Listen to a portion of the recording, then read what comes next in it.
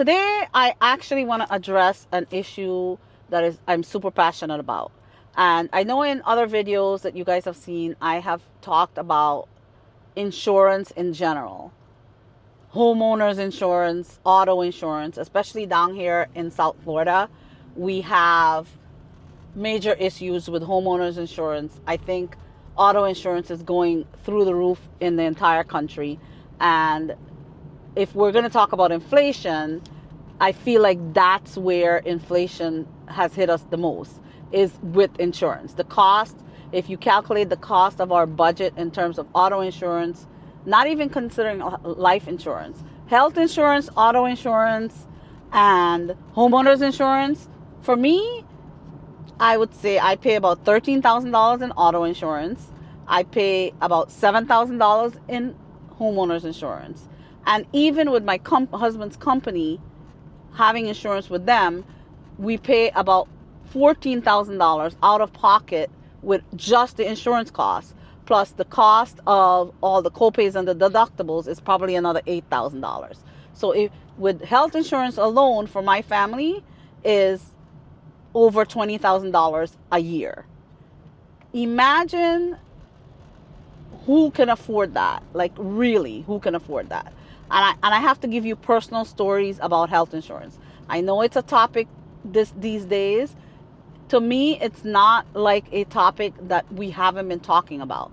It's a topic that come up forefront because of the tragedies that have happened in the media. There has been tons and tons of tragedies with people dying from health and issues because the number one reason, I'll say it again, the number one reason Americans file for bankruptcy is health.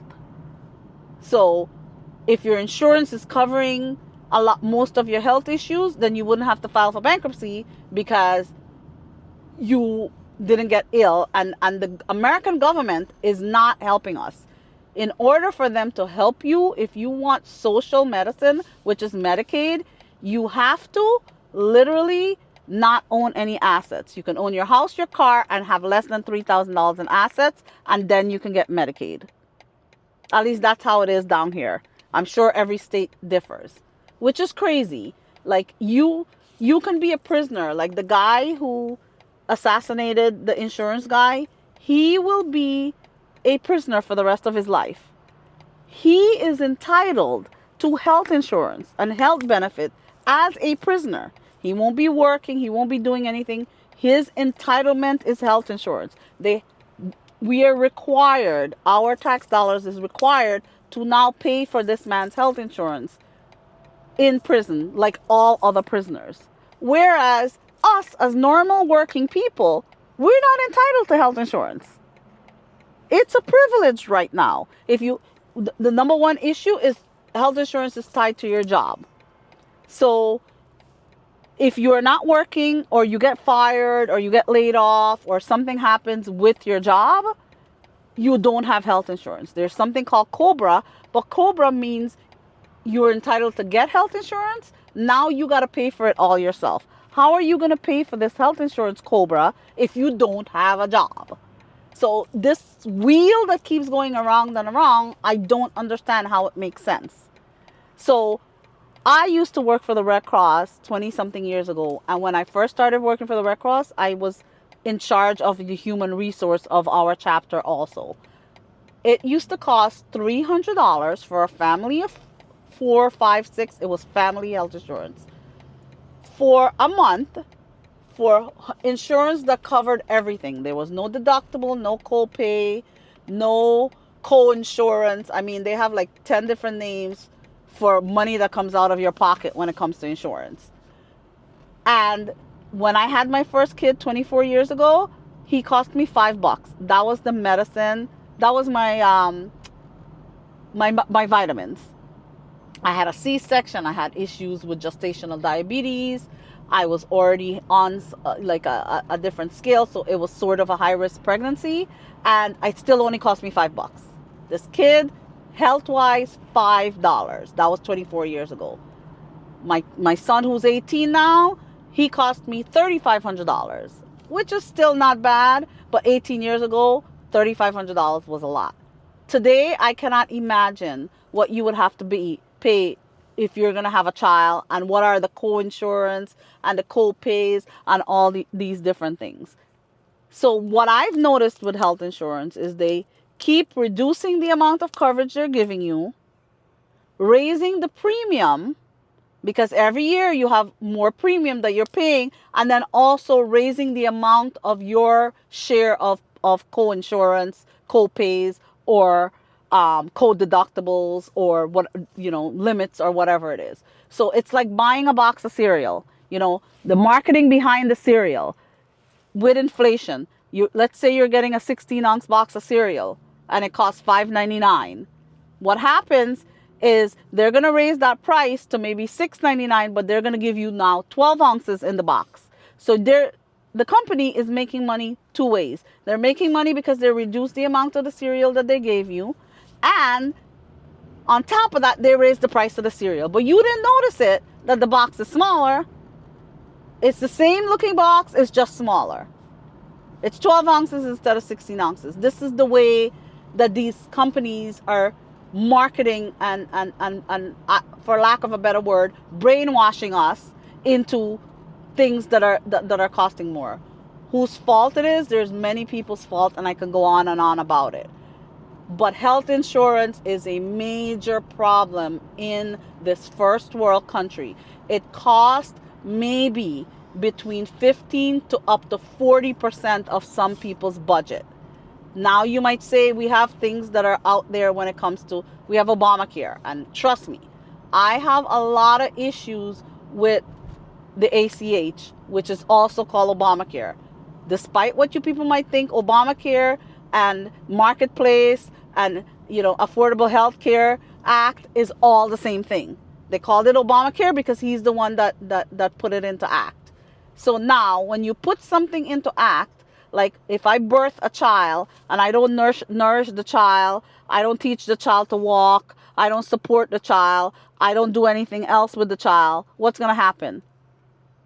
The child is going to end up shooting a school or something, becoming homeless or something. If you put something in place and you don't do all those things to it, then what happens? I have loads of problems with Obamacare. There's two things that I would not repeal Obamacare for. One is you can keep your child on your family insurance up to the age of 26. I totally 100% agree with that, because I have a 24-year-old on my policy right now, and that child does not have to be in college. It used to be, when I was working for the Red Cross, your child had to be full-time enrolled in college, and you had to put in their bursar receipt from college to get still keep that child in your health insurance. The other reason that I will still keep Obamacare is there's the pre-existent condition clause. That clause, the reason it's there is because of Obamacare, and the 26-year-old is because of Obamacare. So I personally would not repeal Obamacare for those two things. There's lots of issues with the healthcare marketplace, but one of the reasons is when you have something in place, if you don't work with it, it's not going to work. It's going to go to the wayside. It is not going to be there for you, and it's not going to work. If you're not working at it and constantly reviewing it and constantly seeing what it is not going to work. Now, I'm not a big proponent of having socialized medicine where 100% of your coverage is covered and you have no choice and all of that. I am a proponent of some type of a hybrid situation where the cost you will have emergency health care for emergencies or for basic needs, and then you can buy private insurance on top of that for like a co-insurance. For example, Medicare, which is old age medicine, it only covers, Medicare Part A only covers 80% of your insurance. The other, Medicare Part B, is the part where you have to buy your own insurance there. You have to cover that part. So you have to decide which one of these companies that you need to go to, and that's where the costs may differ depending on who you are. So I'm a proponent of something like that. I don't know what the right thing is, all I know is for the past 25 years, since I have been in the workforce as a full-time employee, insurance has gone run amok. Health insurance especially has gone run amok. And there should be no reason that Americans need to file for bankruptcy when they get sick, because most of our illness we cannot predict. There should be no reason that Americans should file for bankruptcy in order for the government to protect them when it comes to health insurance. The government is giving free health insurance to prisoners who have been taken away all of their other rights. But they have the right to free health insurance in prison. Are you saying that our normal person working normal jobs, we don't have the right that prisoners have? We don't have the right to health insurance. It's not a right. It's a privilege. I don't condemn. I'll make my disclaimer. I do not condemn anything that has happened in the past couple of weeks. I think it's ridiculous. Human life, every human life is a treasure, and it needs to be a treasure, and no one has the responsibility or no one has the right to take another human life. Nothing. But there are many different ways that people take human life. The one that happened a few days ago is the more blunt way to do it. But there are many people that are dying every day because they do not have the right coverage. They do not have coverage at all. They do not have the right to health insurance. Americans do not have the right to health insurance. It is a privilege. I believe that something is wrong with that when a prisoner has the right to health insurance. A prisoner has the right to chemotherapy if they have cancer.